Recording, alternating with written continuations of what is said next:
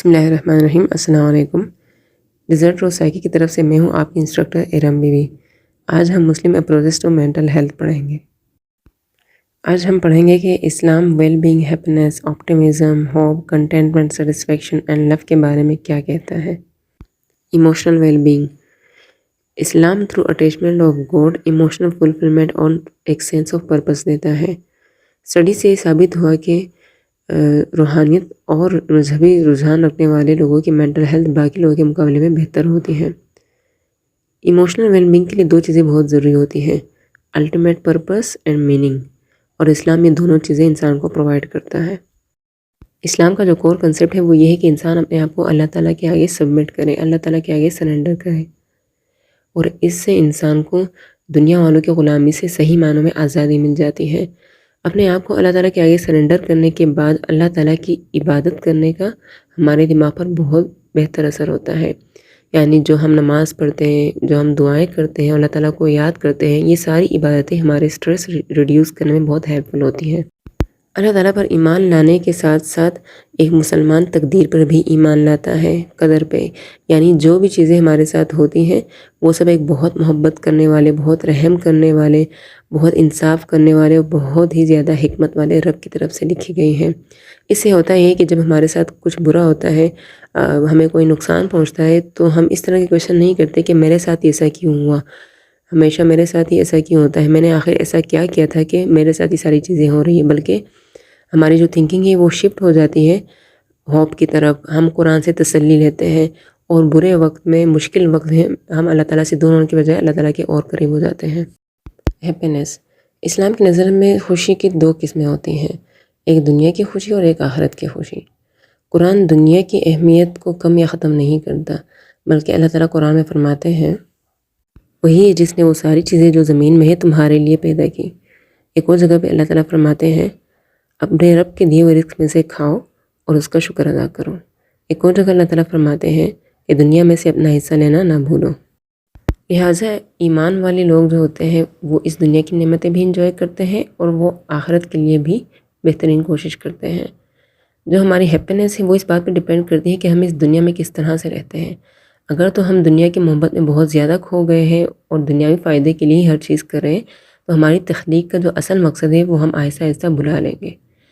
الغزالی کہتے ہیں کہ زندگی گزارنے کا جو بہتر طریقہ ہے وہ یہ ہے کہ انبیاء کی طرح زندگی گزاری جائے، جنہوں نے دنیاوی نعمتوں سے بھی فائدہ لیا اور آخرت کی نعمتوں کے حصول کے لیے بھی بہترین کوشش کی۔ Optimism and hope. اسلام زندگی کے حوالے سے مثبت رویہ اپنانے کی ترغیب دیتا ہے۔ مسلمانوں کو یہ ترغیب دی جاتی ہے کہ وہ اللہ تعالیٰ کی رحمت پر پورا بھروسہ رکھیں اور مشکل حالات میں بھی اللہ تعالیٰ پر ہی توکل کریں۔ مسلمان نماز اور دعا کی طاقت پر بہت یقین رکھتے ہیں، اور نماز اور دعا کے ذریعے انہیں کمفرٹ اور آپٹیمزم بھی ملتا ہے۔ ابو ہریرہ رضی اللہ عنہ سے ایک حدیث مروی ہے جس کا مفہوم یہ ہے کہ رسول اللہ صلی اللہ علیہ وسلم فرماتے ہیں کہ اللہ نے فرمایا کہ میں ویسا ہی ہوں جیسا میرا بندہ میرے بارے میں گمان رکھتا ہے۔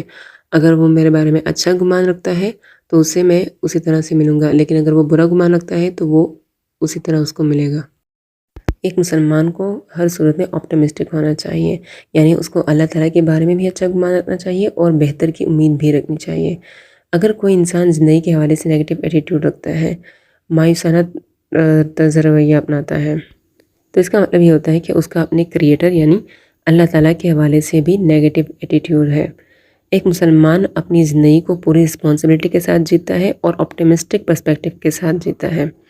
ایک مسلمان اس بات پر پورا یقین رکھتا ہے کہ اس کے ساتھ جو بھی اس کی لائف میں ہو رہا ہوتا ہے وہ اللہ تعالیٰ کے پلان کا حصہ ہے۔ وہ اپنی لائف میں ہونے والے ہر غلطی سے کچھ نہ کچھ سیکھتا ہے، ہر مشکل میں اس کی گروتھ ہوتی ہے، وہ مزید مضبوط ہو جاتا ہے، اور خود کو ملنے والی ہر کامیابی کو وہ اللہ تعالیٰ کی رحمت اور نعمت سمجھتا ہے۔ ایک بہتر مسلمان وہی ہے جو اپنے ایکشنز کی پوری ذمہ داری لے، لیکن خود کو ملنے والی کامیابی کو اللہ تعالیٰ کی رحمت اور فضل کا حصہ سمجھے، اور یہ سب کرنا شکر گزاری اور عبادت کا حصہ ہے۔ قرآن ان مسلمانوں کے لیے جو قرآن پاک کو سمجھتے بھی ہیں اور پھر اس کے میننگ کو انڈرسٹینڈ کر کے اس پر عمل کرنے کی کوشش بھی کرتے ہیں، ان کے لیے قرآن ایک ہیلنگ پاور ہے اور سکون کا، اطمینان کا ایک بہت بڑا ذریعہ ہے۔ اس لیے وہ مسلمان جو دل سے، جو خلوص کے ساتھ اپنے دین کو پریکٹس کرتے ہیں، وہ ہر معاملے میں آپٹیمسٹ رہتے ہیں۔ بے شک وہ کسی مشکل صورتحال میں کیوں نہ ہو، ان کا یہ یقین ہوتا ہے کہ یہ جو بھی مشکل صورتحال ہے یہ عارضی ہے، اور ہر ایک پر وقتاً فوقتاً اچھا برا وقت آتا رہتا ہے، کبھی اچھا وقت آتا ہے، کبھی برا وقت آتا ہے۔ مسلمان اس بات پر یقین رکھتا ہے کہ ہر مشکل کے ساتھ آسانی ہوتی ہے اور ہر مشکل کے بعد بھی آسانی ہوتی ہے۔ لہٰذا ایک بہت انٹرسٹنگ کویشچن یہ بنتا ہے کہ وہ انسان جو یہ جانتا ہو کہ اللہ تعالیٰ اس سے سب سے زیادہ محبت کرتا ہے، پھر وہ یہ جانتے ہوئے بھی کیسے اللہ تعالیٰ کی ذات سے مایوس ہو سکتا ہے؟ اللہ کا حکم ہے کہ وہ لوگ جو اس پر ایمان لاتے ہیں انہیں چاہیے کہ وہ پازیٹیو سوچیں، آپٹمسٹ رہیں۔ اسلام آپٹمزم کو ایز اے اسٹرینتھ دیکھتا ہے اور مایوسی کو گناہ سمجھتا ہے۔ پازیٹیو تھنکنگ اور آپٹمزم اس لیے بھی ضروری ہے کیونکہ یہ ہماری دعاؤں، ہماری عبادتوں کے ساتھ بہت ریلیٹ کرتے ہیں۔ اگر ایک انسان نماز پڑھتا ہے، دعا کرتا ہے اس یقین کے ساتھ کہ اللہ تعالیٰ اس کو قبول کریں گے، تو یہ اس کے لیے بہت افیکٹو ہے بنسبت اس انسان کے جو کمزور یقین کے ساتھ دعا کرتا ہے یا نماز پڑھتا ہے۔ یہی وجہ ہے کہ اللہ کے رسول صلی اللہ علیہ وسلم نے ہمیں یہ تاکید کی ہے کہ ہم اس یقین کے ساتھ دعا کریں کہ اللہ تعالیٰ ہماری دعاؤں کو ضرور قبول کریں گے۔ مسلمانوں کو پیسمسٹک نہیں بلکہ آپٹمسٹک ہونا چاہیے، اپنے آپ کو مایوسی سے بچا کے رکھنا چاہیے۔ اسلام میں کوئی سی چیز یا کسی ایسی شخصی بات نہیں کی گئی جو ہمیں فیوچر پریڈکٹ کر کے بتائے، لیکن مسلمانوں کو یہ تاکید کی گئی ہے کہ وہ اپنے مستقبل کو نہ جانتے ہوئے بھی اللہ تعالیٰ سے اپنے مستقبل کے حوالے سے بہتر کی امید رکھیں۔ کنٹینٹمنٹ اینڈ سیٹسفیکشن، اطمینان اور سکون۔ اپنی زندگی کو صحیح طریقے سے جینے کے لیے اور مکمل طور پر انجوائے کرنے کے لیے اطمینان کا ہونا، سکون کا ہونا بہت ضروری ہے، کیونکہ ایسے انسان کی زندگی میں پھر سکون ہوتا ہے، ہارمنی ہوتی ہے اور سچی خوشی ہوتی ہے۔ یہ وہ کوالٹیز ہیں جو مال و دولت کے ذریعے، عہدوں کے ذریعے، شہرت کے ذریعے نہیں حاصل کی جا سکتی۔ بہت سارے لوگ ایسے ہوتے ہیں جن کے پاس مال و دولت کی کوئی کمی نہیں ہوتی، بڑے بڑے عہدے ہوتے ہیں، شہرت کی کوئی کمی نہیں ہوتی، لیکن پھر بھی ان کے پاس سکون و اطمینان نہیں ہوتا۔ اگر کسی انسان کے پاس قناعت نہیں ہے تو وہ اپنی نیڈز کو، اپنی وشز کو پوری کرنے کے لیے کسی بھی حد تک جا سکتا ہے، مگر اپنی نیڈز کو، اپنی خواہشات کو پوری کرنے کے باوجود اس کو سچی خوشی اور سیٹسفیکشن نہیں ملتی۔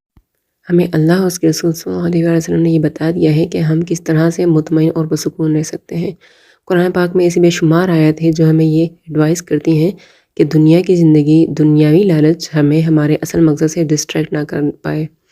سورہ کہف میں اللہ تعالیٰ فرماتے ہیں، مال اور بیٹے دنیا کی زندگی کی زینت ہے، جبکہ باقی رہنے والی نیکیاں اللہ تعالیٰ کے نزدیک بہت بہتر ہے، ثواب کے اعتبار سے بھی اور امید کے اعتبار سے بھی بہت بہتر ہے۔ سورہ حدید کی ایک آیت کا مفہوم ہے کہ اللہ تعالیٰ زندگی کے بارے میں کہتے ہیں کہ دنیا کی زندگی کیا ہے مگر دھوکے کا ایک سامان ہے۔ یہ بات بار بار ہمیں اس لیے بتائی جا رہی ہے کہ کہیں دنیا کی عارضی لذتیں ہمیں ہمارے اصل مقصد سے ڈسٹریکٹ نہ کر دیں۔ لہٰذا اگر ہم یہ چاہتے ہیں کہ ہماری زندگی میں بھی سکون آئے، ہمیں یہ چیزیں ڈسٹریکٹ نہ کریں ہمارے سیدھے راستے سے، ہمارے اصل مقصد سے، ہماری زندگی میں بھی اطمینان و سکون ہو، ہماری زندگی سے انزائٹیز اور بہت زیادہ تشویش و فکر مندی یہ ساری چیزیں کم ہو یا ختم ہو جائیں، تو اس کے لیے اللہ کے رسول صلی اللہ علیہ وسلم نے ہمیں یہ نصیحت کی ہے کہ ہم ان لوگوں کی طرف دیکھیں جنہیں ہم سے کم نعمتیں پرووائڈ کی گئی ہیں۔ جب ہم ان لوگوں کی طرف دیکھتے ہیں جن کے پاس ہم سے کم چیزیں ہوتی ہیں، جو ہم سے کم تنخواہ پر گزارا کرتے ہیں، جن کی مال و دولت ہم سے کم ہوتی ہیں، تو اس سے یہ ہوتا ہے کہ ہم اپنے پاس موجود اللہ تعالیٰ کی نعمتوں کا شکر ادا کرتے ہیں۔ ابو ہریرہ طرح سے روایت ہے کہ اللہ کے رسول صلی اللہ علیہ وسلم نے فرمایا، ان کی طرف دیکھو جو تم سے کم ہے درجوں میں، ان کی طرف نہ دیکھو جو تم سے زیادہ ہے۔ اس سے یہ ہوگا کہ تم اپنے پاس موجود اللہ تعالیٰ کی نعمتوں کی ناقدری نہیں کرو گے، کیونکہ کئی دفعہ یہ دیکھنے میں ملا ہے کہ کچھ لوگ جب اپنے سے ہائی پوزیشن کے لوگوں کو دیکھتے ہیں تو انہیں یہ حسرت ہوتی ہے کہ کاش اس کی طرح کا مال و دولت میرے پاس بھی ہوتا، اس کی طرح کی بڑی گاڑی میرے پاس بھی ہوتی اور یہ کتنے مزے میں ہے۔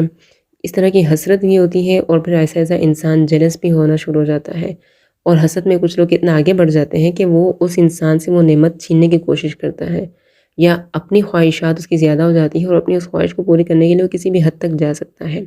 تو ایسے وقت میں اگر ہم ان لوگوں کی طرف دیکھیں جن کے پاس ہم سے کم نعمتیں موجود ہیں، تو ہمیں اپنے پاس موجود نعمتوں کی بہت زیادہ قدر ہو جاتی ہے، ہم اللہ تعالیٰ کا بہت زیادہ شکر ادا کرتے ہیں کہ اللہ نے ہمیں ان سے بہتر عطا کیا ہے، ہم اتنی مشکل میں نہیں ہیں جتنے وہ لوگ مشکل میں ہیں۔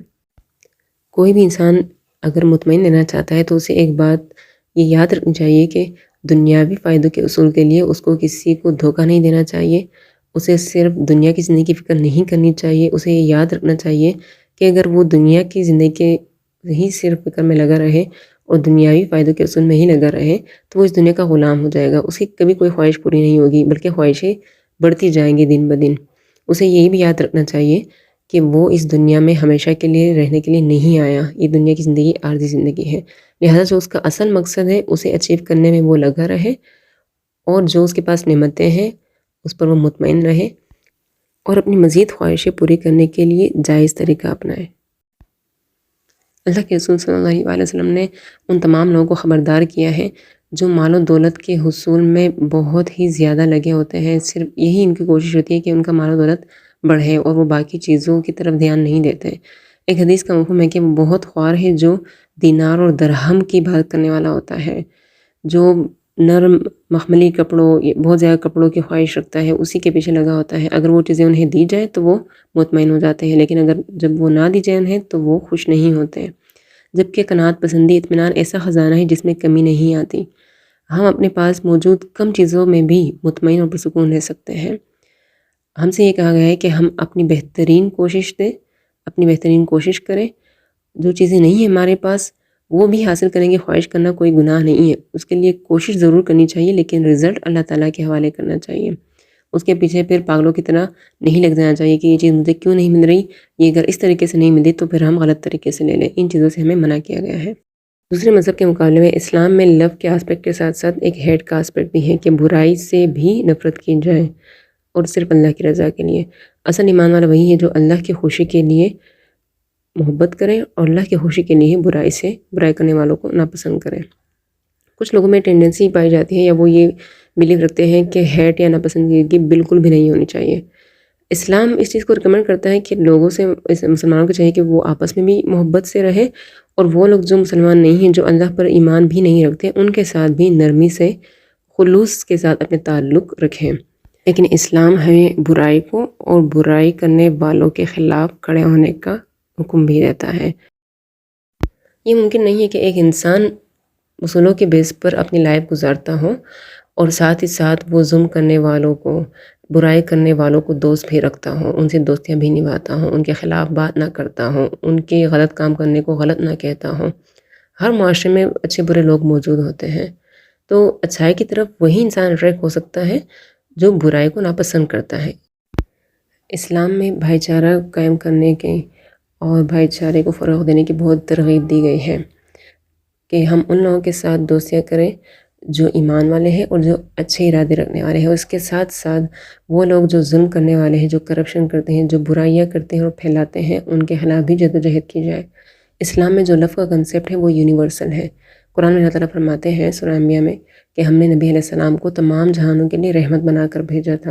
اس لیے ہم یہ کہہ سکتے ہیں کہ برائی کرنے والوں، ظلم کرنے والوں، ناانصافی کرنے والوں کے خلاف لڑائی بھی اللہ کی محبت میں لڑی جاتی ہے، مظلوموں کی محبت میں لڑی جاتی ہے. ظالم کے خلاف لڑنا جینون لو فار مینکائنڈ سمجھا جاتا ہے. یعنی کسی ظلم کرنے والے کے خلاف لڑنا اس بات کا ثبوت ہے کہ اس انسان کو تمام انسانیت سے صحیح معنوں میں محبت ہے. یہاں پہ ہٹلر کی ایگزامپل دی گئی ہے کہ اگر ہٹلر کے خلاف کوئی لڑتا، اسے سزا دینے کی کوشش کرتا، اسے ایون تباہ کرنے کی کوشش کرتا، تو اس بات کا ثبوت ہوتا کہ وہ دوسرے لوگوں کے لیے محبت رکھتا ہے. کسی ایک انسان کے بجائے وہ انصاف کے لیے اور تمام انسانیت کے لیے محبت رکھتا ہے. ہٹلر کی طرح کے لوگوں کو روکنا اس لیے ضروری ہوتا ہے کیونکہ اگر انہیں نہ روکا جائے تو وہ اپنے غلط کام، اپنے ظلم میں مزید اضافہ کرتے ہیں اور لوگوں کے لیے مشکلات کا سبب بن سکتے ہیں. لاجیکل اور انٹیلیجنٹ لو وہی ہے جس میں ساری انسانیت کے فائدوں کو دیکھا جائے، نہ کہ صرف لمیٹڈ نمبر آف پیپل کے فائدے کو دیکھا جائے. فار ایگزامپل، کوئی جج کسی کرمینل کو ریلیز کرتا ہے، باعزت بری کر دیتا ہے، تو بظاہر تو وہ کرمینل بہت خوش ہوتا ہے کہ میرے ساتھ اچھائی کی گئی ہے، لیکن اگر دیکھا جائے تو اس ایک کرمینل کے ساتھ تو اچھائی کی گئی ہے، لیکن باقی معاشرے پر اور باقی انسانیت پر اس کا بہت نیگیٹو افیکٹ پڑتا ہے. لہٰذا کسی کو بھی یہ نہیں کرنا چاہیے کہ اپنی محبت کی وجہ سے وہ حق بات کو چھپائے.